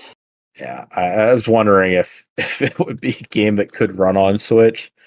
Because it looks really good. It looks like a hand drawn animated movie that you are playing. And then there's full on animated cutscenes. Maybe a little bit too much for a demo. Like it takes a good 10, almost 15 minutes before you can actually start playing the demo. Oh. But so there's just like so much story stuff that they're laying on It's you a at the demo. outset. Yeah. And then it's like now, so like you get this long cutscene, and then it's like, and now we're introducing you to the demo. Now, like they break and go, now you can play. Just, okay, thank you. And then there's a lot of story bits in between, like because it's kind of tutorialized, so they're giving you a lot of talky stuff and narrative lore stuff. That's pretty standard for a JRPG. It's just Yeah, seemed a just little not weird for a demo. yeah, that's more. It's more that it's in a demo, not that it is in an RPG. I guess you do want to know if you do want to know the story of an RPG. I'm just here like if the combat's I'm not the market place for this. So Yeah, I mean, I really did like the combat and the gameplay that it has set up in it so far. So I don't know. If I can finally finish Final Fantasy VII Rebirth, maybe I add that into my list. But Or I think all the Persona games are on Game Pass. So maybe I should just try one of them. Do it. Metaphor ReFantazio is like mid October, so a couple weeks out, but seems cool. And that's it. And we have somehow utilized all of our time. So unfortunately, again, we are not going to get to Earl's thing. But there's got to be some dead time coming up at some point. I mean, I don't think there's much going on next week. We'll No, see. no. Jeff won't be here, but I don't think he wants to participate in video game movies anyway. Perfect. But we will be no. back. We will be back next week. Jeff won't. He'll be in Arkansas buying a new Switch. Yeah, you can give us the review when you get back. It'll be great. Yeah. Give us a review of Arkansas and your new OLED Switch that you bought. Where can you buy a Switch in Arkansas? That is the question. Probably Walmart. It's got to be a Walmart down there, right? Yeah. You might have to drive. Headquarters is down there, right? Oh, is that where they're heguaranteed at? Down yeah, I'm pretty sure. Yeah, neat. You could just go right there, go right to their office, and be like, "I need a new Switch. You guys got to hook me up." All right. Well, we'll be back next week. Jeff, enjoy Arkansas and say goodnight. All right, good night. Those are words.